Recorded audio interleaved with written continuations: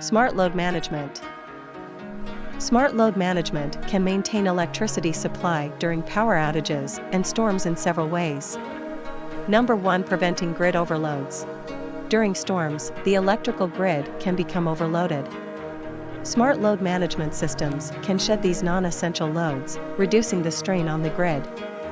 Number 2. Prioritizing critical infrastructure. Smart load management can automatically redirect power to hospitals and emergency shelters, ensuring it remains operational during storms and power outages. Number 3. Programs. Demand response. Utilities can implement demand response programs that encourage consumers to reduce their electricity consumption during peak electricity hours.